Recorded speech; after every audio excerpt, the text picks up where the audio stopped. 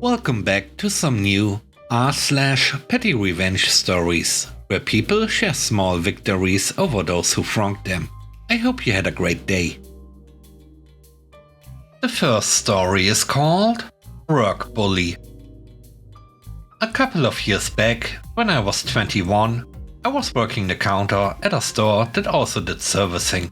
We had a shop in the back with 2 technicians.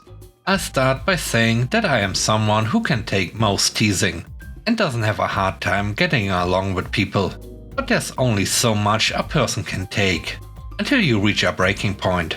And I showed exactly that to this dude that didn't know when to stop.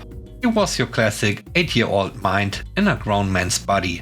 He was also terrible at his job, never did anything right, and just a bully in general to all of us. But mostly me, because I was the only one who put up with it. He would always sneak up and poke me in the ribs while I was at my desk. And I would jump and sometimes hurt my neck. I'd laugh it off uncomfortably, trying not to be a jerk. He just didn't understand social cues either. Like, you'd really have to drill things in. He would jokingly punch me all the time, say no when I asked him to do things, and just make work harder than it had to be. He thought he was just being funny, but it was really annoying. I had asked him many times to stop.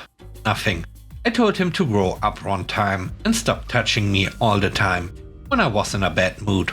He just laughed and called me a little boy. Well, the breaking point was when he came into the front and grabbed a staple out of the stapler and started poking me with it. It broke skin and I was angry, but held my composure and went about it like any other day. But I knew this was the limit. That night I talked to my dad about it. He told me to stick up for myself, among other things. So the next morning I packed up all my rage and walked up to him at the punch clock. I told him that I like him as a person, but if he continued touching me and bothering me when I repeatedly asked him to stop, we were going to have a problem. He laughed. This dude just laughed. I lost it. Raised my voice at him, which is totally out of character for me. Told him that I'm serious, and that management would be contacted if he didn't stop. I had enough of it. His eyes filled with tears. It felt so good to finally stand up for myself and see this bully cry. He ran and cried to the manager about how bad he felt, and how he didn't want to lose his job. Saving face. Needless to say, he didn't touch me again, but he eventually got fired a few months later for being horrible at his job, and just a bad human in general.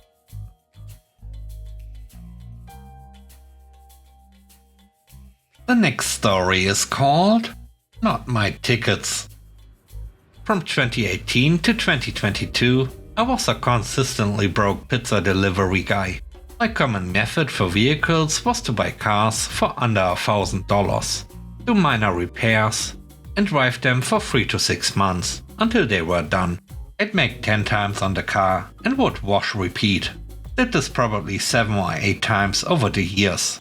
The only time I ever got burned was buying a '98 Civic Coupe. I remember I was a little extra broke, but needed a car for work that week. And Civics/Corollas were and are the easiest and cheapest for me to work on. I texted him and drove to Felony Flats in Portland, and was greeted by a man with a gold grill who didn't speak much English, which wasn't helped by my poor Spanish. The car itself was pretty beat up cosmetically, but ran perfectly, so I gave him the $800 and headed to work. The next day I went to the DOL to register the car, only to realize that the title was voided due to the car being in a wreck, so I wouldn't be able to register till I got the proper title. Annoying, but I figured he made an innocent mistake. I called him and left a message, saying there are issues with the title, and he doesn't respond. I called him very often over the next 2 weeks to get it figured out, but he keeps ignoring me, and at this point, I figure I've been had. I moved the car to the public street to deal with another day. One morning, I came out to find tickets for no registration and no insurance left on the car. $150 to $200 between the two, and a tow warning. At first I was enraged, until it dawned on me that the car wasn't in my name. and those tickets weren't mine to deal with. So I made a plan. Every few days the car would get reticketed and tagged for towing. I would come out, place the tickets on the driver's seat, move the car by a few feet, and erase the tow warnings. After 2-ish months, I had racked up about $2,000 in tickets on this car, not in my name. One day, I got a frantic call from, who'd you guess? The man who sold me the car, who also miraculously learned perfect English, telling me he was getting calls from the city and begging me to not let them tow it. I think at this point he realized what I was doing. He told me that he would get me the title that week, and that the delay was because he and his wife were in a nasty divorce, and she had the current title. I simply responded, "What car?" and hung up on him.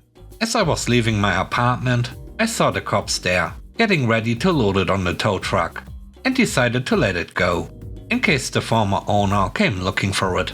Ultimately, I never got my $800 back, but he got a massive fine for it. I never heard from him or the city about the car.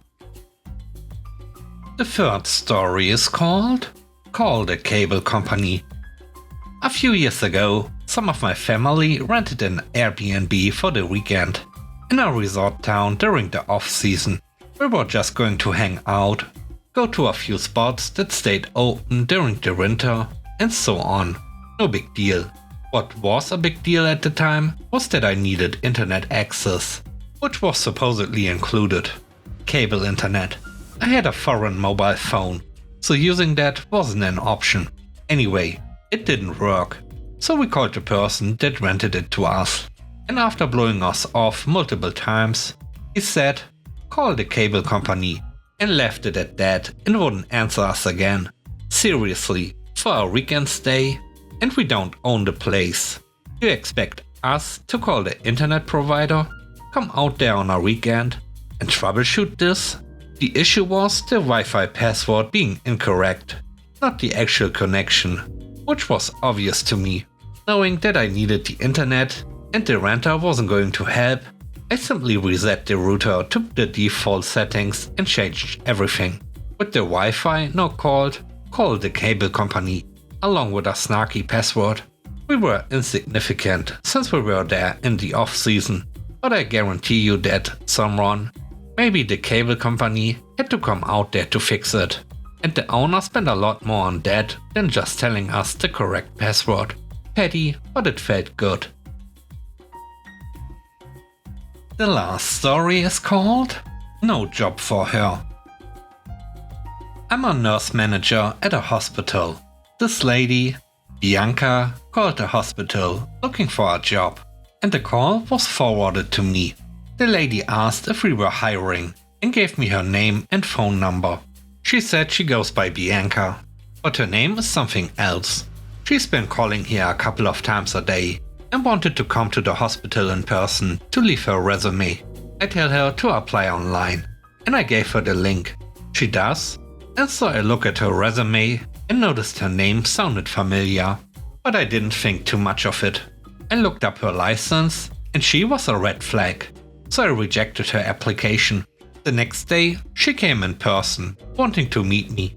She left her resume at the front desk, even though I told her not to come in person. Then I realized that I had worked with this lady a few years ago at another hospital. I was about 22 at the time, and I was not a nurse at the time, just a tech. She was the only nurse I did not get along with, and we had an argument about a procedure. We argue about it, and she gets mad because she is a big lady and had knee problems, and she was lazy. She got me in trouble with my manager for not helping. Fast forward to yesterday. After I realized who she was, I called my boss from my old hospital to verify her name. My boss told me that she was fired from the job years ago for throwing her badge at my boss. I told the front desk clerk to throw her resume in the shredder. Today she called again, asking for me. I did not reply. Thanks for watching the video. I hope you enjoyed it. If you did, please don't forget to leave a like, comment and subscribe. And if you have time, watch another one of my videos. And now, I hope you have a great day. See you soon. Bye bye.